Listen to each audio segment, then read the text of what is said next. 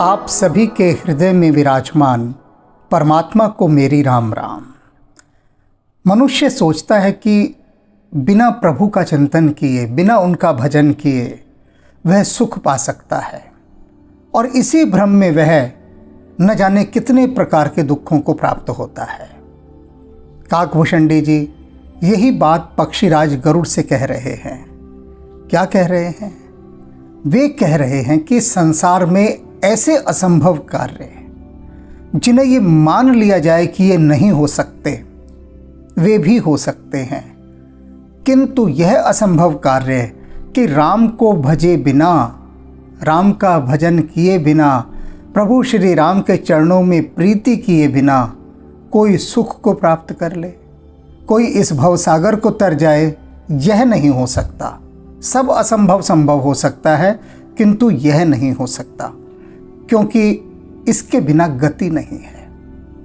किसी भी कार्य को करने के लिए गति चाहिए होती है, और बिना हरि भजन के गति नहीं, दुर्गति जरूर होती है।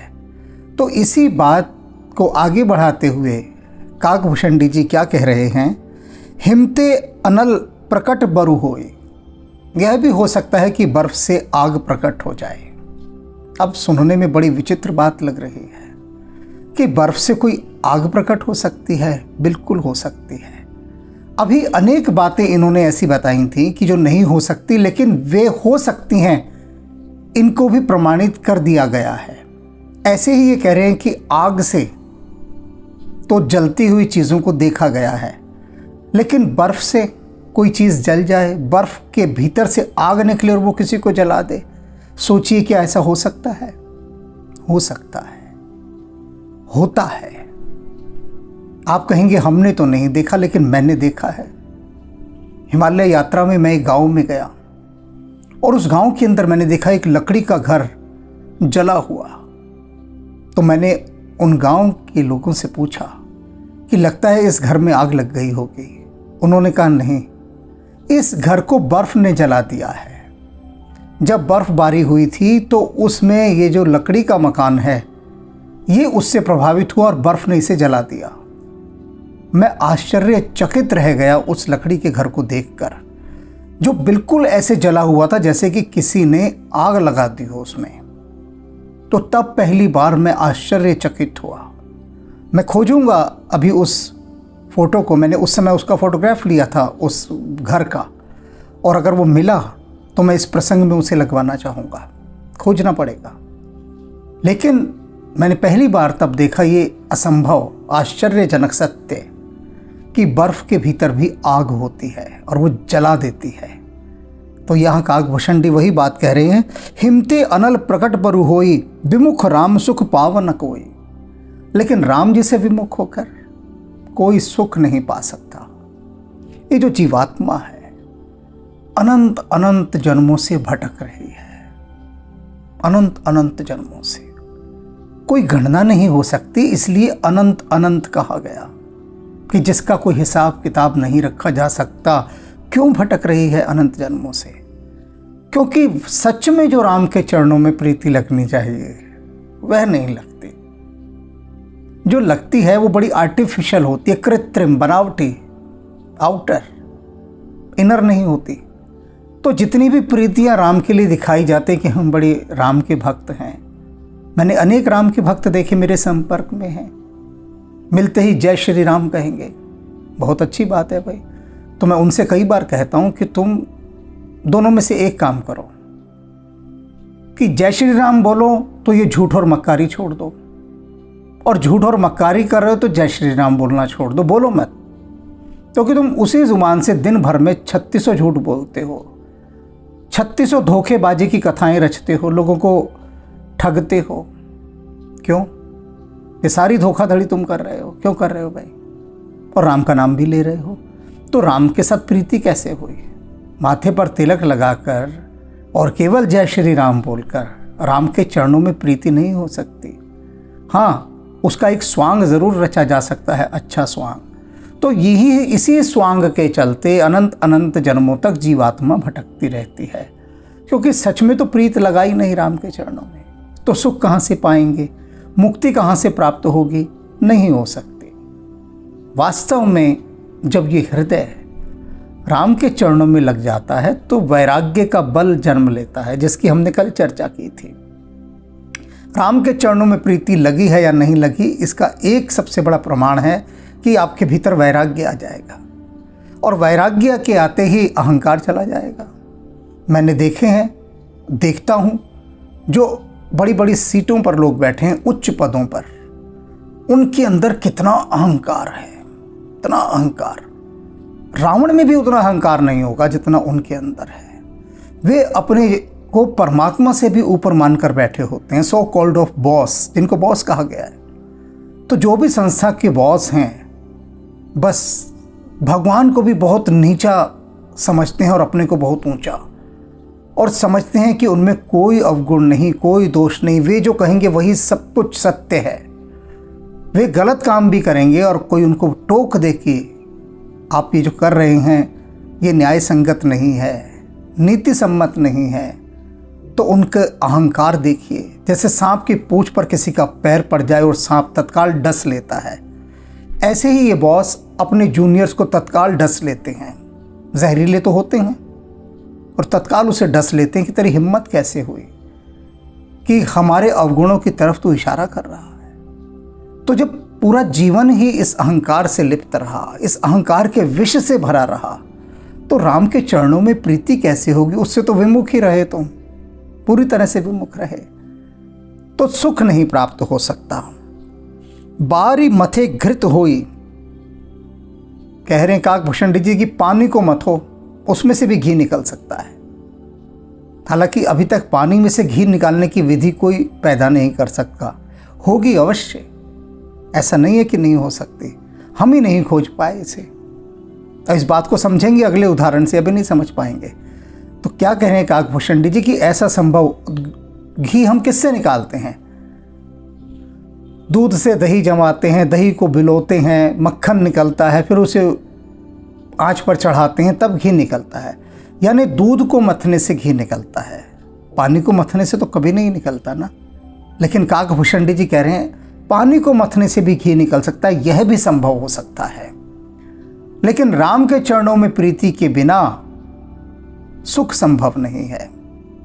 अब एक और उदाहरण अगला दे रहे हैं। बारी मथे घृत होई बरु सिकताते बरु तेल, और कह रहे हैं रेत के अंदर से भी तेल निकाला जा सकता है। अब देखिए, जिस समय ये रामचरितमानस की रचना हुई उस काल में संसार में पेट्रोल का आविष्कार नहीं हुआ था। तो जो रेगिस्तान है, उस रेगिस्तान के अंदर से तेल निकालने की बात तुलसीदास जी अब कह रहे हैं। आज से सैकड़ों साल पहले, जब कोई जानता ही नहीं था कि पेट्रोल जैसी कोई चीज़ होती भी है, सरसों का तेल जाना जाता था या फिर तिल का तेल जाना जाता था, और सूरजमुखी का तेल इत्यादि जितने तेल हैं, अलसी का तेल, जो भी तेल फूलों के बीजों से निकलते हैं, उनके बारे में जाना जाता था। लेकिन पेट्रोल, इस तेल के बारे में तो कोई जानता ही नहीं था तब, और वो रेत में। यहाँ क्या कह रहे हैं वो कि ऐसा भी संभव है कि रेत में से तेल निकल जाए, और देखो निकला। और ऐसा तेल निकला कि जिस देश में तेल निकला उसने बाकी संसार का तेल निकाल दिया। अमीर बन गए वो देश, संसार के समृद्ध देश बन गए जहाँ से तेल निकला, और रेत में से ही तेल निकला। तो कह रहे हैं कि सिकता ते बरु तेल, सिकता कहते हैं रेत को, कि रेत में से भी तेल निकल सकता है।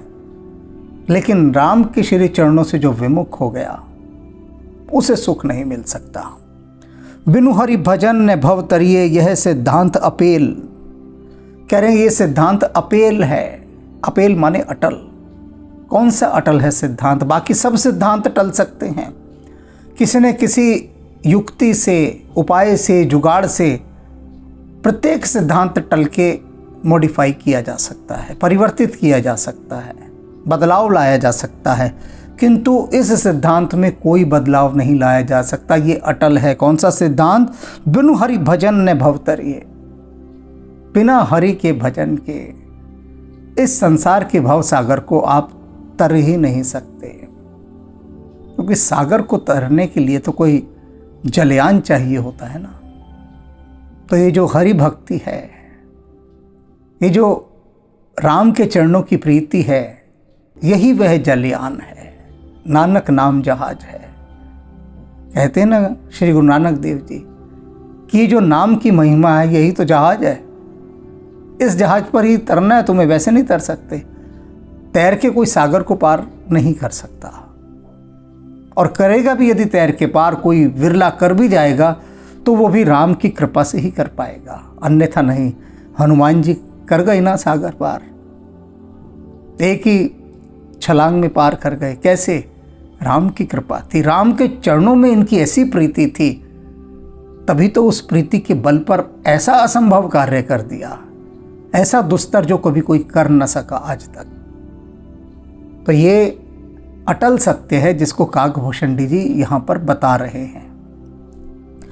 मसक ही करिए बिरंच प्रभु, अज ही मसकते हीन, अस विचार तजि संशय, राम ही भजिए प्रवीण। बहुत बहुत गहरी बात कही है, रहस्यात्मक बात।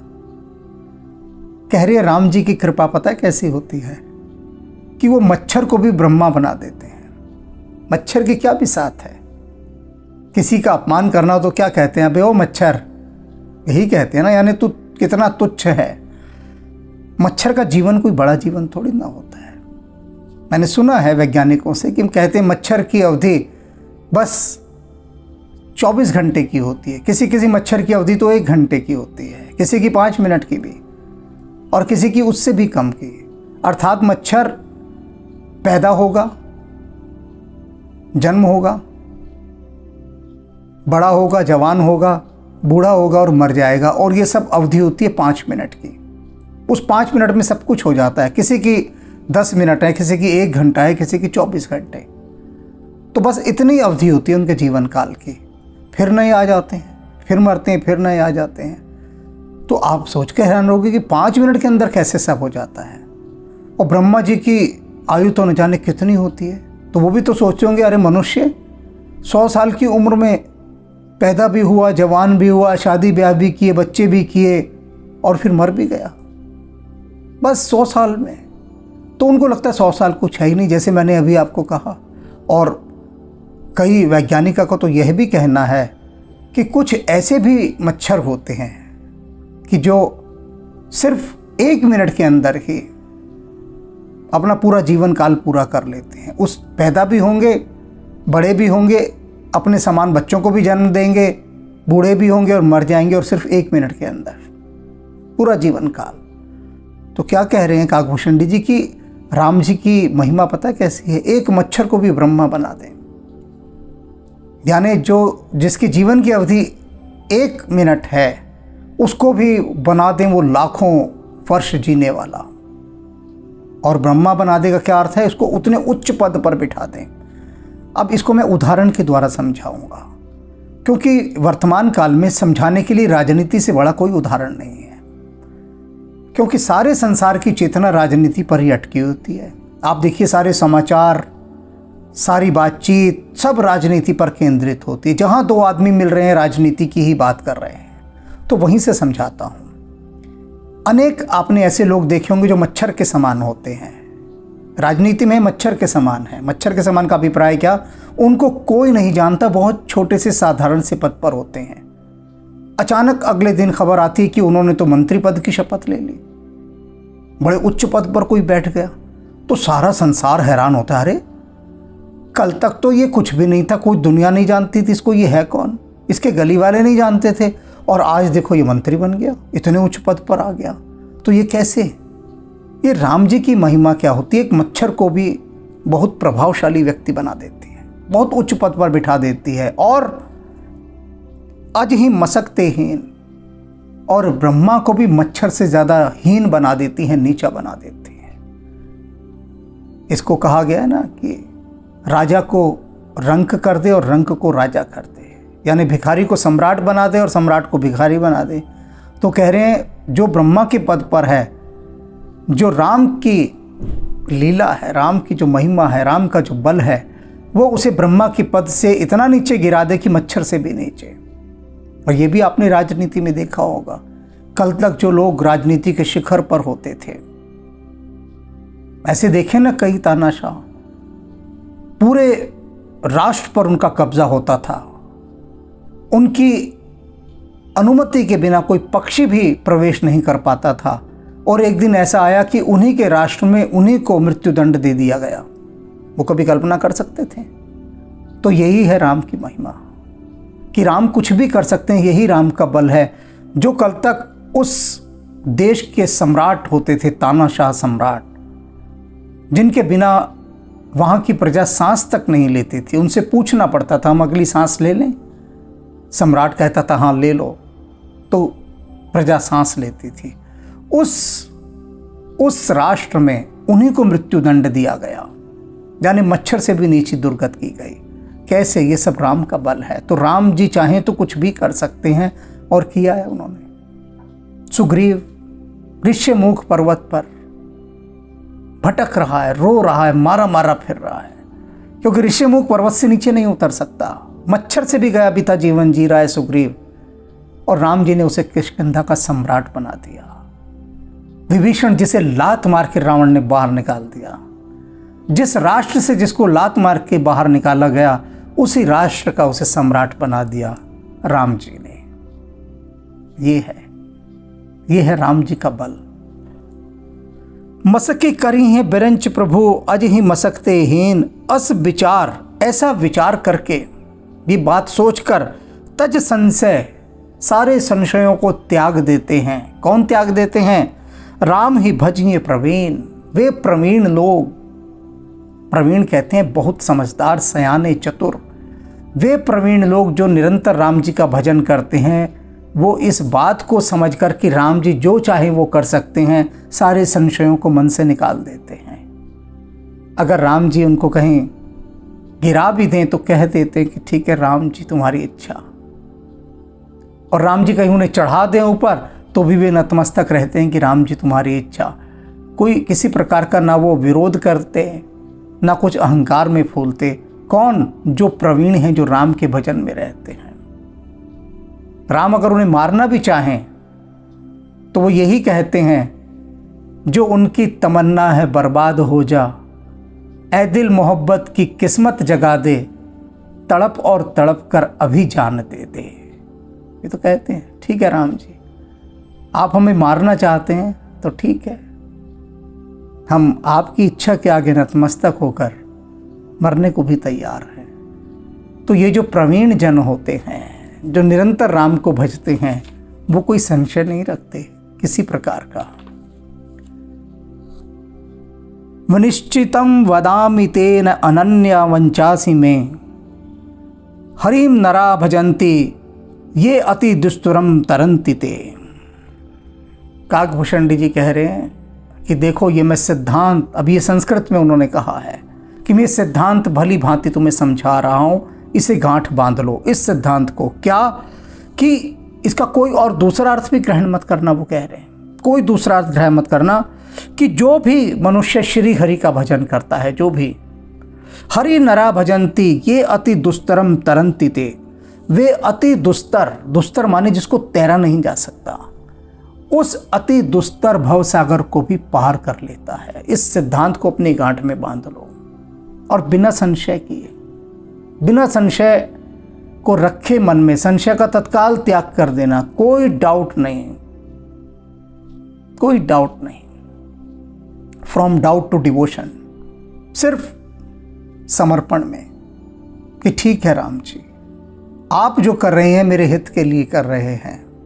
नतमस्तक होकर स्वीकार करना, और इस तरह से राम की भक्ति में जो लीन रहता है वही केवल इस भव सागर को न पार किए जाने वाले अति दुस्तर भव सागर को भी पार कर लेता है। मेरे इस सिद्धांत को पक्षीराज गरुड़ आप गांठ बांध लीजिए। कहूँ नाथ हरि चरित अनुपा, कह रहे हैं नाथ, ये जो राम जी का अनुपम चरित्र है ना, मैंने सब आपसे कह दिया है, सब कुछ। व्यास समास स्वमति अनुरूपा, और कैसे कह दिया है? व्यास, व्यास शैली कहते हैं, बहुत बड़ी किसी चीज़ को बहुत विस्तार से कहना, उसको व्यास शैली कहते हैं। मैंने बहुत बढ़ा कर, जितना भी बढ़ा सकता था उसको, राम कथा को मैंने विस्तार पूर्वक कहा। व्यास शैली माने विस्तार पूर्वक कहना, और सामासिक शैली, सामासिक कहते हैं बहुत संक्षेप में बात कह देना, गागर में सागर भर देना। तो दोनों ही तरह से हे नाथ, मैंने इस राम कथा को आपसे कह दिया है, विस्तार पूर्वक भी और संक्षेप में भी। और कैसे कहा है? स्वमति अनुरूपा। ये रेखांकित करने वाली बात है। जो काकभूषणी, जिन्हें राम जी के साक्षात दर्शन हुए, उनके साथ वो वर्षों रहे, वे कह रहे हैं, ध्यान से सुन लीजिए क्या कह रहे हैं। स्वमति अनुरूपा, कि मैंने अपनी मति के अनुरूप कहा है। वो राम का चरित्र कहा ही नहीं जा सकता, वह अकथनीय है, और जिसे कहा नहीं जा सकता उसे मैंने कहा है। तो कैसे कहा है? स्वमति अनुरूपा। ये जो मेरी बुद्धि है ना, जितना उसमें समाया राम का रूप, बस उतने में से मैंने कहा है। ये जो खिड़की है, इस खिड़की से हम जितना आकाश देख पाते हैं, उतने भर आकाश को मैंने कहा है। ये जो राम रूपी आकाश है, आकाश तो बहुत बड़ा है, और हम घर के अंदर हैं। अब घर के भीतर से हमें आकाश देखना हो तो हम क्या करेंगे? खिड़की खोलेंगे ना। तो खिड़की खोलकर देखेंगे तो उस खिड़की के भीतर में से जितना आकाश दिखाई देगा, या हम किसी छेद में से आकाश देखेंगे तो जितना आकाश दिखाई देगा, उतना भर उसको स्वमति कहते हैं, अपनी बुद्धि के अनुसार, जहां तक हमारी बुद्धि जाती है। अब कुछ कुतर्क करने वाले भक्त कहेंगे कि हम तो घर से बाहर निकल के देखेंगे, हम तो कोई खिड़की नहीं रखेंगे। तो निकल जाओ घर से बाहर, खुले मैदान में भी निकल जाओ, तो भी कितना आकाश देखोगे? तो भी वो जो आकाश देखोगे, उस आकाश का देखना सुई के छेद में से आकाश देखने के बराबर है। आप क्या समझते हैं? खुले मैदान में से जो आप आकाश देख रहे हैं, बस उतना ही आकाश है? वो तो सिर्फ ऐसा है जैसे कि आप, मैंने कहा ना, सुई के छेद में से आकाश को देख रहे हो। आकाश को तब भी नहीं देखा जा सकता, तब भी नहीं देखा जा सकता, वह इतना अनंत है। इसी तरह से जो राम का चरित्र है वो इतना अनंत है। और इसीलिए भगवान शिव पार्वती से क्या कहते हैं कि सुनो ध्यान से, जो मैंने राम कथा तुमसे कही है ना पार्वती, इसे अंतिम राम कथा मत मान लेना कि महादेव ने सुनाई तो इससे आगे कुछ नहीं है ना। तुम्हारे इस महादेव की बुद्धि में जितना समाया, उतने बार मैंने कहा है। ये भगवान शिव कह रहे हैं कि राम का गुणगान तो मैं भी नहीं कर सकता, बस हाँ, जितनी क्षमता, जितना सामर्थ्य है, जितनी बुद्धि राम जी ने मुझे दी है ना, उसी के अनुसार मैंने राम जी को गाया है तुम्हारे सामने।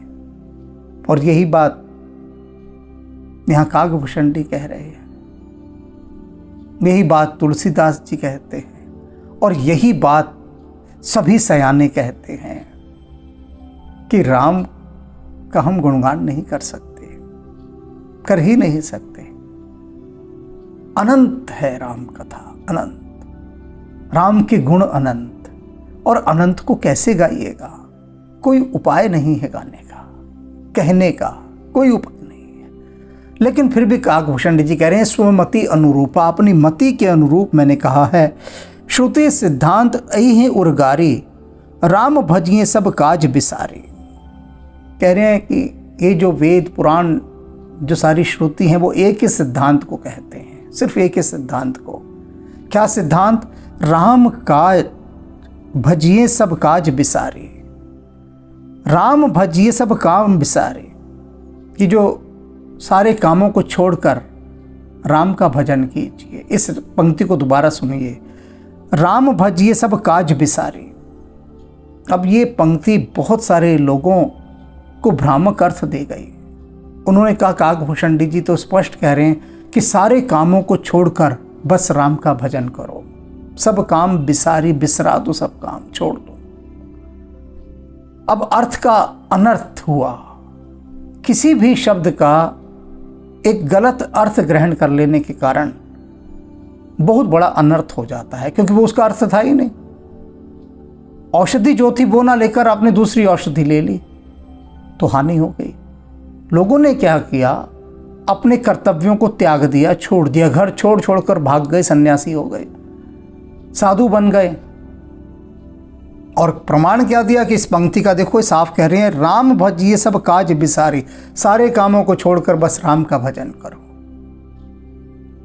तो लोग क्या करते हैं, घर के काम धंधे छोड़ के सत्संग में चले जाते हैं। घर का काम पड़ा है, घर रुल रहा है बुरी तरह से, परवाह नहीं, सब बिसर रहा है घर।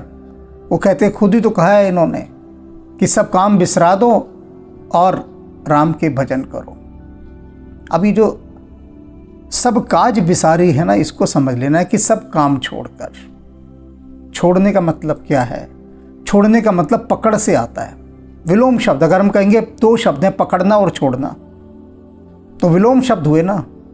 पकड़ना का विलोम शब्द क्या हुआ? छोड़ना। और छोड़ने का क्या हुआ? पकड़ना। तो कह रहे हैं सब कामों को छोड़कर। अब छोड़ना किस तरह से छोड़ना?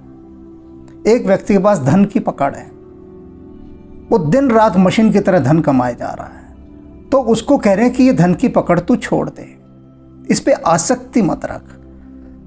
सब काज बिसार माने सब आसक्तियों को छोड़कर।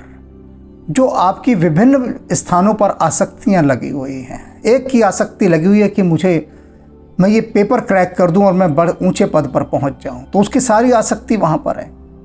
एक की आसक्ति है कि मैं चुनाव जीत जाऊं और मुझे ये पद मिल जाए, सारी आसक्ति वहां पर है। एक की आसक्ति है मुझे लड़की मिल जाए, इससे शादी हो जाए, लड़की सोच रही है मुझे लड़का मिल जाए। एक सोच रहा है मैं ये मुकदमा जीत जाऊं, कोई कुछ सोच रहा है कुछ। ये सब उनके काज हैं आसक्तियों के। तो इसका जो मूल वास्तविक अर्थ है कि सभी आसक्तियों को छोड़कर, यानी जो विषयों के प्रति आपकी आशा है, जो वासना है, विषयों के प्रति सारी वासना को छोड़कर, वही तो काज हैं सारे, वही तो काम है। संसार के काम क्या है? और ये काम थोड़ी ना है बच्चों का, पति का, पत्नी का, माता पिता का, भाई बहनों का, इनका पालन पोषण करना, ये काम थोड़ी ना है। ये तो दायित्व है, ये तो आनंद है, ये तो राम काज है। ये राम काज है कि राम जी ने काम दिया कि भैया सुनो, तुम्हें अपने परिवार का पालन पोषण करना है। ये काम दे दिया उन्होंने, अब राम का काम कर रहे हैं, तो इस काम को थोड़ी ना छोड़ के जाना है। कौन से काज बिसार कर? वे काज बिसार कर जो आपकी कामना के काज हैं। आसक्तियां हैं, जिन आसक्तियों ने आपको बांधा हुआ है, उन आसक्तियों को छोड़कर। अब नौकरी मिले या ना मिले, राम के चरणों में ध्यान लगा हुआ है, राम का भजन कर रहे हैं कि मिलती है नौकरी, मिल जाएगी, नहीं मिलेगी। आपने अगर रखी होगी हमारे लिए नौकरी, तो कोई छीन नहीं सकता, और नहीं रखी होगी तो कोई दे नहीं सकता। तो ये सिद्धांत, ये फॉर्मूला सभी पर लागू होता है कि राम जी हम प्रयास कर रहे हैं, पुरुषार्थ नहीं छोड़ रहे, आसक्ति छोड़ रहे हैं बस। तो सब काज बिसारी, ये जो वासनाओं के काम हैं, इनको त्याग कर। और इसके भयंकर अर्थ गलत लिए गए, अनर्थ हो गया उनसे, गलत पटरी पर गाड़ी डाल दी गई। ये उसका अर्थ था ही नहीं कि सब कामों को छोड़कर। काम क्या है? कामना, कि सब कामनाओं को बिसरा कर। और काम का अर्थ क्या ले लिया? जिम्मेदारियां, दायित्व। बात गड़बड़ हो गई ना पूरी तरह से, क्योंकि कामना छुड़वाने की बात की तरफ तो व्याख्याकारों को ध्यान ही नहीं गया। उन्होंने कहा नहीं कामना नहीं, कामना की बात नहीं, उनसे काम छुड़वाओ सारे। तो सबने सीधा सीधा अर्थ किया अभिधा का अर्थ, जो उसकी लक्षण और व्यंजना का अर्थ था वो तो किया ही नहीं, जिस ओर इशारा किया जा रहा था। व्यंजना का मतलब इशारा, कि सब काम छोड़कर। ये किसकी तरफ इशारा किया जा रहा है? कि व्यर्थ की कामनाओं को छोड़कर। और उन्होंने काम कर दिया, ने वर्क, रिस्पॉन्सिबिलिटीज, जिम्मेदारियां, कि उनको छोड़ दो। तो हनुमान जी ने यहाँ जो बिठा रखा है ना, महाराज जी ने इसीलिए बिठा रखा है कि जो भ्रामक धारणाएं फैली हुई हैं ना, उनसे बचाओ, इन भक्तों को बचाओ, इनको थोड़ी दिशा दिखाओ। उसके बाद तुम्हारा काम समाप्त। कोई चलना चाहे उसकी मर्जी, न चलना चाहे उसकी मर्जी। किसी को फोर्स नहीं करना, दबाव नहीं डालना है किसी पर। सिर्फ लाइट हाउस क्या करता है? लाइट हाउस आने जाने वाले जहाज़ों को सिर्फ रास्ता बताता है, वो उनको ज़बरदस्ती ले तो नहीं जा सकता ना। जिस जहाज़ को जहाँ जाना है वो जाए। लाइट हाउस अपनी जगह खड़ा होके, अब ये लाइट हाउस की तरह ही खड़े हैं हनुमान जी, प्रकाश स्तंभ, मार्गदर्शन कर रहे हैं। इसलिए अपने भीतर जितनी भी कामनाएं हैं उन कामनाओं के भावों को बिसराना है, क्योंकि उससे प्राप्त कुछ नहीं होता। कामनाओं से केवल मन में व्यथा उत्पन्न होती है। कामनाएं ऐसी जैसे किसी चीज को लेकर आप अपनी प्यास को बढ़ाते जाएं, और वो प्यास कौन सी है? विषय वासनाओं की प्यास। इसको हटाकर राम के चरणों में प्रीति लगाएं और तेरा राम जी करेंगे बेड़ा पार, उदासी मन काहे को डरे। राम राम।